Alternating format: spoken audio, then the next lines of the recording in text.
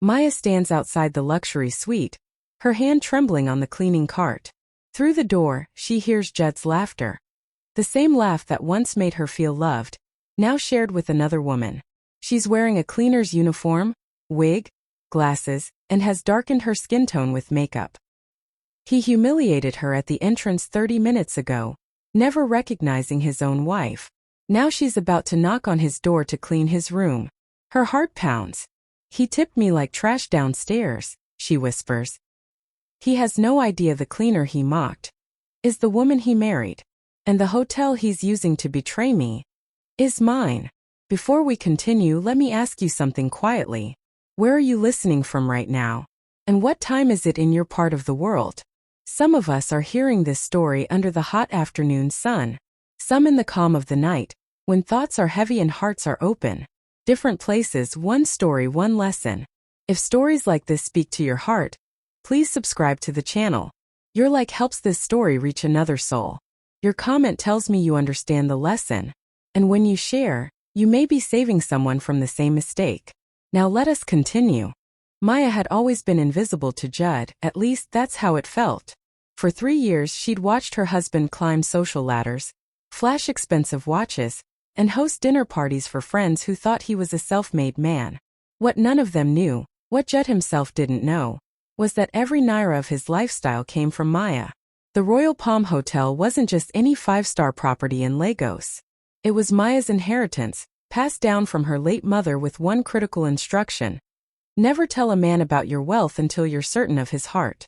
Let him love you for who you are, not what you have. Maya had honored that wish. She'd met Judd when she was dressed simply, working anonymously in one of her hotels to understand the business from the ground up. He'd swept her off her feet with charm and promises. They married quickly, and Maya, hoping to build something real, had kept her secret, funding their life through anonymous bank transfers Judd believed came from family support. But Judd had never loved her. He'd loved the idea of her. A quiet, unambitious woman he could control. Maya, this food is cold again. Judd's voice would echo through their apartment. Can't you do anything right? At parties he'd introduce her as an afterthought. Oh, and this is Maya, my wife.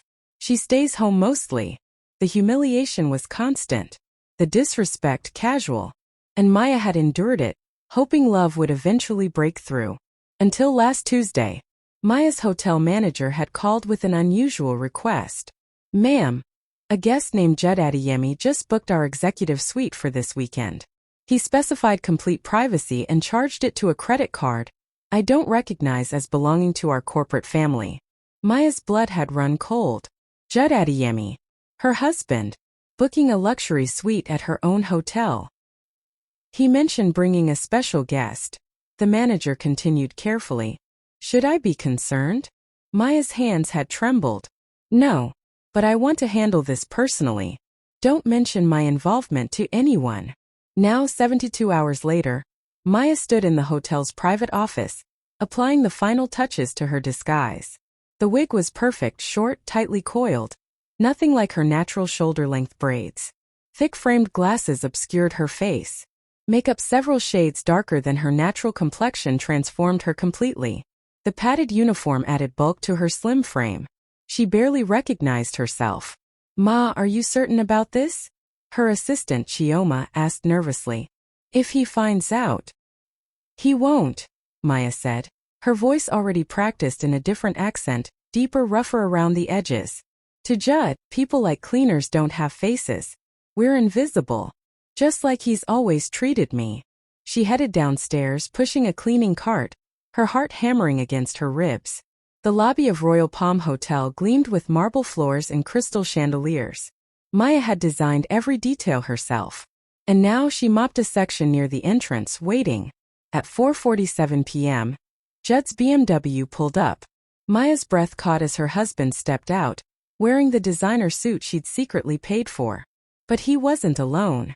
A woman emerged from the passenger side, beautiful, younger, draped in expensive jewelry. Vanessa. Maya recognized her from Judd's office parties. His colleague. They walked toward the entrance, Judd's hand possessively on Vanessa's waist. Maya kept her head down, mopping, just another invisible worker. Watch it. Judd snapped as he stepped around Maya's wet floor without looking at her face. Useless help these days. Can't even clean without blocking the entrance. Maya's hands tightened on the mop handle. She was 3 feet from her husband, and he didn't recognize her. "Sorry, sir," she mumbled in her altered voice, keeping her head bowed. Judd didn't respond. To him, she wasn't worth responding to. Vanessa giggled. "Baby, don't be mean." "I'm not being mean. I'm being honest. People need to know their place." Judd pulled out his wallet and tossed 200 naira at Maya's feet. "Here. Buy something nice. You people need it." Maya stared at the crumpled bills on her marble floor, the floor she owned, and something inside her hardened. She picked up the money with shaking hands. "Thank you, sir. God bless you." Judd was already walking away, laughing with Vanessa about something, completely oblivious. Maya watched them check in at the reception desk. Watched Judd charm the staff with the same smile he'd used on her years ago. Watched him request champagne and rose petals for the suite. Her suite. Her hotel. Her money. "Chioma," Maya whispered into her concealed earpiece. "Assign me as the attendant for suite 407. I'm going up." "Ma, please be careful." Maya straightened her wig and gripped the cleaning cart. "Careful is what I've been for 3 years. Tonight I'm being smart." As the elevator carried her upward, Maya caught her reflection in the polished doors. The woman staring back was unrecognizable. A stranger, a cleaner, invisible. Perfect. The elevator dinged. 4th floor. Maya pushed her cart down the plush hallway, her heart pounding so loudly she was certain the entire hotel could hear it. Suite 407. Her hand hovered over the door. Then she knocked. "Housekeeping, sir." Maya's altered voice sounded foreign to her own ears. She stood in the hallway, every muscle in her body coiled tight, waiting. Heavy footsteps approached from inside. The door swung open. Judd stood there in a white hotel robe, hair damp from the shower, annoyance flickering across his face. His eyes passed over Maya, the cleaner in the dowdy uniform, the thick glasses, the wig, and registered nothing. No recognition. No hesitation. Nothing. "Make it quick," he said, stepping aside without really looking at her. "And don't touch anything on the nightstand." Maya's heart was a war drum, but she kept her head down, mumbling, "Yes, sir." She pushed her cart into the suite, the executive suite with floor-to-ceiling windows overlooking Lagos, Italian marble bathroom, king-sized bed that cost more than most people's cars. She'd personally selected every fixture, every piece of art on the walls. And there, sprawled across Maya's 300 thread-count Egyptian cotton sheets, was Vanessa.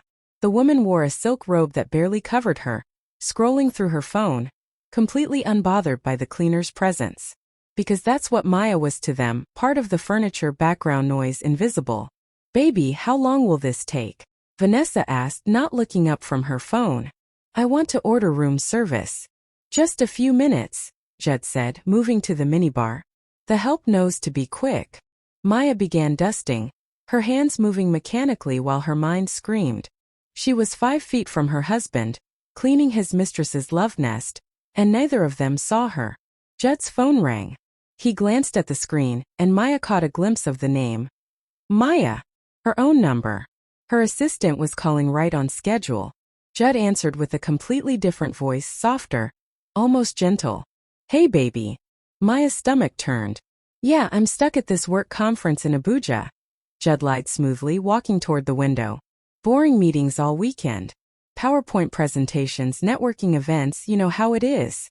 Maya dusted the television, her movements slow, deliberate, ears catching every poisonous word. "I miss you too," Judd continued, his back to Vanessa, who was now smirking. "We'll do something special when I get back, I promise. Maybe that restaurant you like. Yes, the one with the jollof rice you love. Okay, baby. Love you too." He hung up and immediately walked to Vanessa, pulling her into a deep kiss. "Does your wife still believe these lies?" Vanessa laughed, running her fingers through Judd's hair. Judd shrugged, pouring 2 glasses of champagne. "Maya? She's too stupid to question anything. That woman has no backbone, no ambition, nothing. She'll never be anything more than a housewife who can barely cook." The duster in Maya's hand stilled. "She doesn't suspect?" Vanessa pressed. Suspect? Maya doesn't have the intelligence to suspect. It's simple. Sweet, I guess, in a pathetic way. But simple. Judd handed Vanessa a glass. I married her because I thought she'd be easy to manage. And she has been. No demands, no questions, just there. Vanessa clinked her glass against his. Well, you won't have to manage her much longer. Exactly. Judd sat on the bed, pulling Vanessa close. After this weekend, I'm filing for divorce. She'll get nothing, we didn't sign a prenup, but she doesn't own anything anyway. No property, no income, nothing. She'll go back to whatever poverty she came from. Maya's vision blurred. She turned to dust the dresser, hiding her face, feeling the tears gathering behind her glasses. What about your family? Vanessa asked. Won't they judge you? Judd laughed, actually laughed. My family? They think Maya's beneath me anyway. My mother's been telling me to leave her for months. She's not ambitious enough for you, Judd. She doesn't match your level. They'll be relieved. And you're sure she won't fight? Fight? Judd scoffed. Maya doesn't know how to fight. She just accepts everything. That's her problem. No spine, no self-respect. She's a doormat, and doormats don't fight back. Every word was a knife. Maya gripped the edge of the dresser, knuckles white, forcing herself to breathe. Vanessa stretched luxuriously. So when do I move into the apartment? Next month, Judd said. I'll tell Maya I need space, file the papers, and you'll move in. Clean break. What about money? Can she afford her own place? Judd shrugged with cruel indifference. Not my problem. Maybe she'll move back with her family. Maybe she'll find some dead-end job. I don't care. I've wasted 3 years on her. I'm done. Maya moved to empty the wastebasket, her hands shaking so badly she nearly dropped it. Judd suddenly noticed her and called out, Hey you! Cleaner. Maya froze. Yes, sir. You're taking too long. We need privacy. Almost finished, sir. Judd stood, pulling out his wallet. He walked over to Maya and thrust 500 naira at her, looking down at her with the same condescension he'd shown at the entrance. Here, he said. Maybe this is more than your husband makes in a week. If you even have one. Their eyes met for a fraction of a second. Maya looked directly at her husband through her thick glasses, her heart screaming. It's me. Don't you know me? But Judd just saw a cleaner. No recognition. Nothing. Vanessa laughed from the bed. Judd, stop torturing the help. I'm being generous, Judd said, turning back to his mistress. My own wife could learn service from women like this. At least cleaners know their purpose. Maya took the money with trembling fingers. Thank you, sir. God bless. Yeah, Judd dismissed her with a wave. Come back tomorrow morning to clean up our mess. And bring extra towels. We're planning a long night. Vanessa giggled. Maya gathered her cart. Her heart shattered into pieces so small she didn't know if they could ever be put back together. Good night, sir. Madam, she whispered. Neither responded. She'd already stopped existing to them. Maya pushed her cart into the hallway, and the door slammed shut behind her. She made it to the service corridor before the sobs came. Leaning against the wall, Maya pulled off her glasses, gasping for air. Ma, are you okay? Chioma's voice crackled through her earpiece.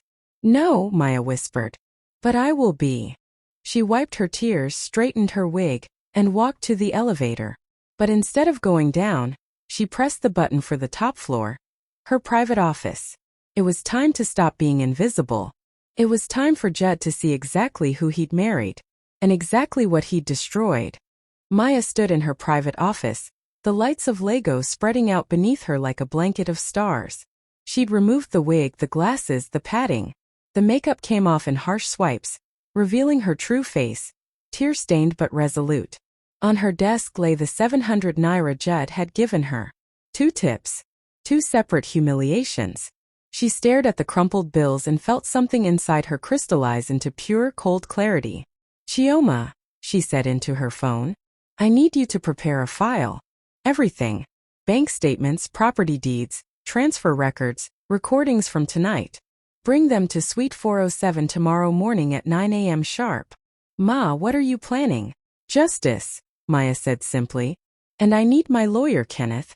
Tell him it's urgent. Within the hour, Kenneth arrived at her office, his expression grave. Maya explained everything, the disguise, the humiliation, the words she'd heard. Kenneth shook his head in disbelief. Maya, I'm so sorry. But legally, you're in a strong position. Everything is in your name. He has no claim to. I don't want legal advice right now, Maya interrupted. I want him to understand. I want him to feel what I felt. Can you be here tomorrow morning? Of course. Maya didn't sleep that night. She sat in her office, watching the security footage of Suite 407 on her private monitor. Judd and Vanessa ordered champagne, laughed, celebrated their future.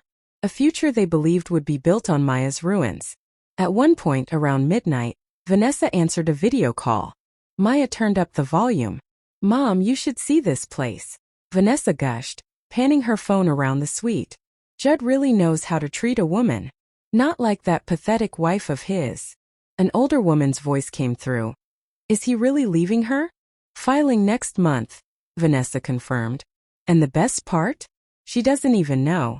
She's sitting at home like a fool while I'm here living her best life. They laughed together. Maya saved the recording. Morning came slowly. Maya dressed in her finest business suit, tailored, elegant, the kind that commanded respect. Her natural hair was styled perfectly. Diamond earrings her mother had given her glinted at her ears. She looked every inch the successful CEO she was. At 8:45 a.m., she reviewed the files Chioma had prepared. Bank statements showing every transfer to Judd's account. Property deeds in Maya's name only. Credit card bills she paid. Even the BMW in the parking lot. Registered to Maya, gifted to Judd. Ma, security is in position, Chioma reported. And Mr. Kenneth is waiting in the hallway. Good. Maya checked her reflection one last time. Let's go. She walked down to the 4th floor. Her heels clicking with authority on the marble. 2 security guards flanked her. Kenneth carried a briefcase. Chioma had a tablet loaded with evidence. Suite 407. Maya raised her hand and knocked firmly. Shuffling sounds inside. Then Judd's irritated voice. Housekeeping already? Come in. Maya nodded to the security guard who used the master key. The door swung open. Maya stepped inside. The scene was exactly as degrading as she'd expected. Judd and Vanessa were tangled in bedsheets, clearly just waking up. Room service trays scattered everywhere. Champagne bottles empty. Judd looked up, annoyed, expecting to see Rose the cleaner. Instead, he saw his wife. The color drained from his face so fast Maya thought he might faint. Maya! His voice was barely a whisper. What are you? Why are you here? Vanessa sat up, pulling the sheets around herself, eyes wide with panic. Maya walked further into the room, her entourage behind her. She didn't speak immediately. She let the silence do the work. Let Judd's mind scramble for explanations, excuses, lies. Finally she spoke, her voice ice cold. Good morning, husband. Or should I say, Suite 407 guest. Maya, listen, this isn't what it looks like. Judd scrambled out of bed, grabbing his robe. It's exactly what it looks like. Maya cut him off. But before you waste my time with lies, let me properly introduce myself. I'm Maya Okonkwo, CEO and owner of Royal Palm Hotels Group. Welcome to MY Property. The words hung in the air like a bomb. Judd's face went through several expressions: confusion, disbelief, denial. You're what? That's not. You don't own. Maya reached into her bag and pulled out the wig, the glasses. She held them up. Do these look familiar, Judd? His eyes widened. You met me yesterday, Maya continued, her voice deadly calm. At the entrance. You stepped over me while I mopped floors. Called the help useless. Threw 200 naira at my feet. Judd's mouth opened but no sound came out. Then last night, you opened this door and let me into your room. Let me clean while you called your wife me stupid, simple, pathetic. While you mocked my intelligence, my ambition, my worth. Maya put on the glasses, tilted her head. Rose the cleaner? That was me, Judd. Every cruel word you said I heard. Every plan you made to destroy me, I witnessed. Oh my God, Vanessa breathed, clutching the sheets. Judd fell to his knees. Maya, please, I can explain. Explain what? Maya's voice cracked like a whip. Explain how you've spent 3 years living off my money while calling me worthless? Explain how you plan to divorce me and leave me with nothing when everything you have is nothing. She nodded to Chioma, who began displaying documents on the tablet. This hotel? Mine. Inherited from my mother 5 years ago. The apartment we live in? Mine. Purchased with my inheritance. The BMW you drove here? Mine. Registered in my name, gifted to you. With each revelation, Judd's face grew paler. Your job at Apex Industries? I made one phone call to a friend. That's how you got the interview. The designer suits in your closet? Paid for with my money through anonymous transfers you thought came from family support. Maya pulled out a bank statement. Every naira you've spent for 3 years came from me. Every dinner with your friends where you pretended to be successful. Every gift you bought Vanessa, including that bracelet she's wearing, paid for by the wife you called poor. Vanessa ripped the bracelet off like it was burning her. Judd was shaking. Maya, I didn't know, I swear I didn't know. You didn't want to know, Maya corrected. You wanted a simple wife you could control. Well, congratulations, Judd. You got exactly what you asked for. A woman so simple she built an empire while you thought she was doing nothing. Kenneth stepped forward. Mrs. Okonkwo, should we proceed with the eviction? Eviction? Judd looked up, panicked. Your guests in my hotel who have overstayed their welcome, Maya said coldly. Security, please escort Mr. Adeyemi and his companion from the premises. They're banned from all Royal Palm properties, effective immediately. No, wait. Judd lunged forward. Maya, please, we can talk about this. There's nothing to talk about. You made your choice. Now live with it. She turned to leave, then paused. Oh, and Judd? The divorce papers will be delivered to you by end of day. My lawyer will ensure you get exactly what you contributed to our marriage. Which is nothing, Kenneth added with cold satisfaction. Maya, please. Judd was crying now. I love you. I made a mistake. Maya looked at him, really looked at him, and felt nothing but pity. You don't love me, Judd. You never did. You loved the idea of me. The quiet, obedient wife who wouldn't challenge you. But I was never that woman. I was just hiding who I really was. And now, she smiled, but it didn't reach her eyes. Now you get to see exactly what you threw away. She walked out, her head high, leaving Judd sobbing on the floor of a hotel room he could never afford. Behind her, she heard Vanessa's disgusted voice. You told me you had money. You said you were successful. I thought I was. I thought. Their voices faded as Maya stepped into the elevator. Chioma touched her arm gently. Ma, are you okay? Maya looked at her assistant, then at Kenneth, then at her own reflection in the elevator's polished walls. No, she said honestly. But I will be. The elevator descended, carrying Maya away from the wreckage of her marriage and toward something she hadn't felt in 3 years. Freedom. The video went viral within hours.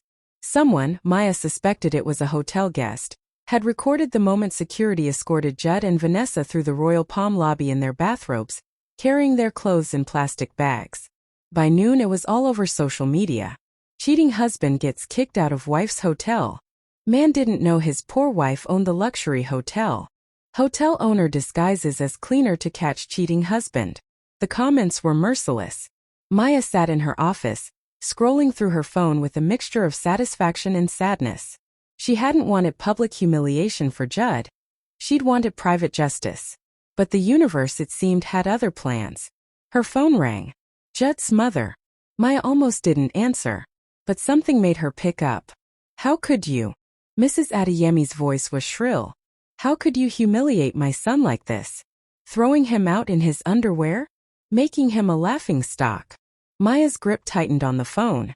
Did you call to ask how I'm doing, Mama? Did you call to ask how your son humiliated me? Silence. Your son, Maya continued, her voice eerily calm, called me stupid, simple, worthless. He planned to divorce me and leave me with nothing while he moved his mistress into our home, the home I bought. Did you call to apologize for that?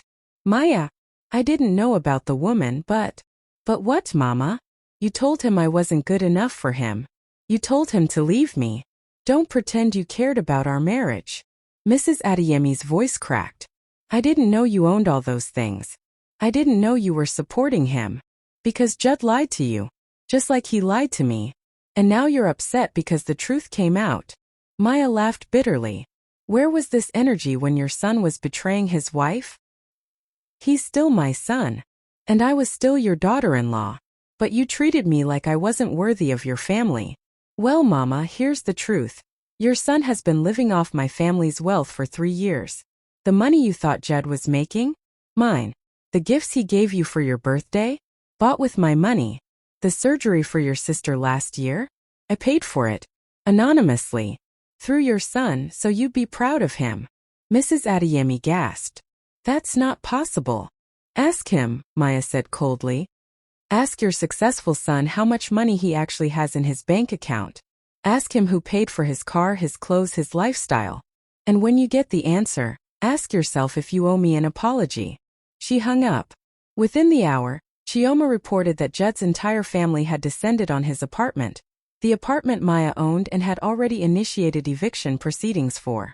The video footage from the building's lobby camera showed Judd's mother slapping him across the face. You let me disrespect that woman? Her voice echoed through the lobby. She fed us when we had nothing. She paid for your sister's wedding. She paid for my sister's surgery. And you treated her like garbage. Judd's sister Temi was crying. Maya paid for my wedding? My entire wedding. Judd couldn't even look at them. His brother David grabbed him by the collar. Do you understand what you've done? She was family and you destroyed her. I didn't know. Judd sobbed. I didn't know she had money. That's the problem, his mother screamed. You should have loved her regardless. Rich or poor, she was your wife. The family left him there, collapsed on the floor alone. But the fallout didn't stop. By Tuesday, Judd's employer called him into the office. Maya heard about it through her network. Lagos business circles were small, and news traveled fast. Judd's boss had been blunt. Your personal scandal is affecting our company's reputation. We can't have clients questioning our judgment. We're letting you go, effective immediately. Judd had begged, pleaded, but the decision was final. Then Vanessa's betrayal came. She'd posted on social media. I was deceived by a man who pretended to have wealth. I deeply apologize to Mrs. Okonkwo for my role in this situation. I've learned a painful lesson about character and truth. The post was calculated, self-serving. Vanessa trying to save her own reputation. But it worked for her. She'd already moved on to another man, another opportunity. The pregnancy she claimed? Never existed. Just another lie in a relationship built on deception. Judd meanwhile spiraled. Maya's private investigator, hired not for revenge but for safety, reported that Judd had been evicted from the apartment, his car repossessed, it was in Maya's name. His credit cards, all linked to Maya's accounts, frozen. He'd moved into a single room in a low-budget area of Lagos, the kind of place he'd once mocked as where failures lived. 3 weeks after the hotel incident, Maya saw him. She was leaving a business lunch at a restaurant in Victoria Island when she spotted a familiar figure across the street. Judd, wearing clothes that had seen better days, was doing manual labor, helping unload supplies from a truck. Their eyes met across the traffic. Judd's face crumpled with shame. He looked like he wanted to approach her but couldn't move. Maya felt her assistant tense beside her. Ma, should we leave? Maya stared at her husband, her soon-to-be ex-husband, and felt a complicated mix of emotions. Pity, anger, sadness, relief. But mostly she felt free. She turned away and got into her car. That night Maya's phone rang. Unknown number. She almost didn't answer but something made her pick up. Maya. Judd's voice was broken, hollow. Please. I just want to talk. There's nothing to talk about, Judd. I know I don't deserve forgiveness. I know I destroyed everything. But please just let me explain. Maya closed her eyes. Explain what? That you didn't value me until I was gone? That you only loved me when you realized what you lost? That's not love, Judd. That's regret. I was a fool. Yes, you were. But that's not my problem anymore. Maya, I'm begging you. I've lost everything. My family won't speak to me. I have no job, no home, no. You lost everything? Maya's voice turned sharp. You lost things that were never yours to begin with. I lost 3 years with a man who never saw my worth. We're not the same. Please. No, Judd. You made your choice. You chose to see me as worthless, stupid, simple. You chose to betray me. You chose Vanessa. Those were your choices. Now you live with the consequences.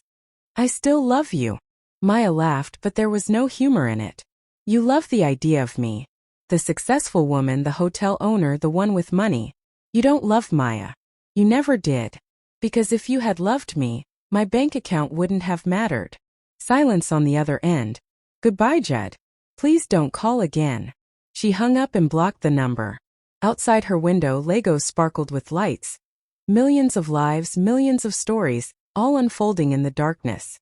Maya had spent 3 years making herself small for a man who would never appreciate her. Never again. 6 months later, Maya stood on the stage of the Lagos Business Summit, facing an audience of entrepreneurs, investors, and business leaders. Her keynote speech, Building in Silence, The Power of Hidden Strength, had received a standing ovation. She'd expanded Royal Palm Hotels to 3 new locations, launched a foundation supporting women leaving abusive marriages, been featured in Forbes Africa, Business Day, and This Day. And through it all, she'd been healing. Mrs. Okonkwo, a journalist, approached her after the speech. Your story has inspired so many women. What would you say to someone currently in a situation like yours was? Maya smiled. I tell them that their worth isn't determined by who recognizes it. I tell them that strength isn't about fighting back. It's about knowing when to walk away. And I tell them that the person who makes you feel small is showing you who they are. Believe them. The journalist scribbled notes. Any regrets about how things ended with your ex-husband? Maya paused, considering. I regret the time I wasted trying to be small enough for him to love. But I don't regret leaving. That was the first time I chose myself. As the event concluded, Maya's assistant approached her. Ma, there's someone asking to see you. At the hotel entrance. It's Judd. Maya's stomach tightened. What does he want? He says he just wants 5 minutes. He's been waiting for 3 hours. Maya looked out the window of the conference center, her mind racing. She'd successfully avoided Judd for months. The divorce had been finalized quietly, with Judd receiving exactly what he'd contributed to the marriage. Nothing. But part of her, a small stubborn part, wanted closure. Tell him I'll meet him outside in 10 minutes. When Maya stepped out of the conference center, she found Judd waiting by a lamppost, looking nothing like the confident man she'd married. His clothes were clean but worn, his face lined with exhaustion and regret. He straightened when he saw her, but didn't approach, respecting her space. Maya, he said quietly, thank you for seeing me. She stayed several feet away, arms crossed. You have 5 minutes. Judd nodded, swallowing hard. I don't expect forgiveness. I don't deserve it. I needed you to know that I understand now. I understand what I did, who I was. And who were you, Judd? A parasite, he said simply. A man so insecure in himself that I needed to make you small to feel big. I took everything you gave, your love, your support, your money, and I convinced myself I deserved it. That I'd earned it. Maya said nothing, letting him continue. My mother was right to slap me. My family was right to disown me. You were right to leave. His voice cracked. I destroyed the only person who ever truly loved me. And for what? Pride. Ego. A woman who disappeared the moment she realized I had nothing. Is this the part where I'm supposed to feel sorry for you? Maya asked coldly. No, Judd said. This is the part where I tell you that you were right. About everything. I was stupid. I was simple. I had no ambition beyond taking credit for things I didn't build. You were the strong one. You were always the strong one. And I was too blind to see it. Maya felt tears prickling behind her eyes, but she refused to let them fall. Do you know what the worst part was, Judd? It wasn't the cheating. It wasn't even the betrayal. It was the fact that you never saw me. For 3 years you looked at me every day and never actually saw who I was. I know. I built an empire while you thought I was doing nothing. I supported your entire life while you called me worthless. I loved you while you planned to destroy me.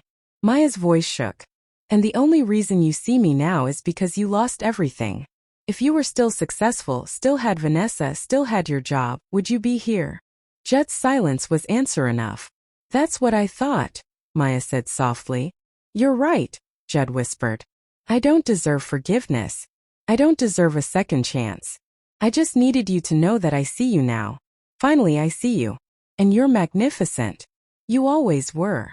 Maya looked at the man she'd once loved, the man she'd built a life around, and felt nothing but a dull, distant ache. I hope you find peace, Judd. I hope you learn from this. I hope the next woman you meet, you'll treat with the respect I deserved. There won't be a next woman, Judd said. I can't. I don't trust myself. I don't know how to love someone without destroying them. Then learn, Maya said firmly. Go to therapy. Work on yourself. Become the man you should have been. Not for me, I'm done. But for yourself. She turned to leave, then paused. Oh, and Judd? That job you lost? It wasn't because of the scandal. It was because I made a phone call and explained that my family connection was no longer supporting your employment. Just like I made a call to get you the job, I made a call to end it. Judd's eyes widened. Everything you had came from me, Maya continued. Everything you lost because you didn't value it. Remember that. She walked toward her car, where her driver waited. But Judd's voice stopped her one last time. Maya. She turned. I'm sorry, he said, tears streaming down his face. For everything. I'm so sorry. Maya looked at him, really looked at him, and saw a broken man who'd finally learned the cost of his cruelty. I know you are, she said quietly. But sorry doesn't undo 3 years. Sorry doesn't erase the pain. Sorry is just a word you say when you finally understand what you've lost. She got into her car and didn't look back. As Legos streamed past her window, Maya thought about the woman she'd been. The one who'd mopped floors in disguise, who'd served champagne to her husband and his mistress, who'd cried in service corridors. That woman was gone. In her place was someone stronger. Someone who knew her worth. Someone who would never again make herself small for anyone. 3 months later, Maya's foundation opened its 10th shelter for women leaving abusive marriages. She stood at the ribbon-cutting ceremony, surrounded by women she'd helped, women who'd found their strength. One of them, a young woman named Blessing, approached her afterward. Mrs. Okonkwo, thank you. Your story gave me courage to leave. If you could survive what you survived, I could too. Maya hugged her. You were always strong enough. You just needed to believe it. As she drove home that evening, Maya passed a construction site. And there, among the workers, she saw a familiar figure. Judd. He was carrying materials, working honestly for the first time in his life. He looked up, saw her car, and for a moment their eyes met. Maya didn't stop, didn't wave, didn't acknowledge him. She simply drove past, toward a future he would never be part of. In her rearview mirror, she saw him standing there, watching her leave. Again. Some people spend their whole lives learning lessons they should have learned years ago. Some people only value what they have when it's gone. Some people never change at all. But Maya had learned the most important lesson of all. You teach people how to treat you. And she would never again teach anyone that she was less than she was. The cleaner Judd had mocked? She'd been a queen all along. He'd just been too blind to see her crown.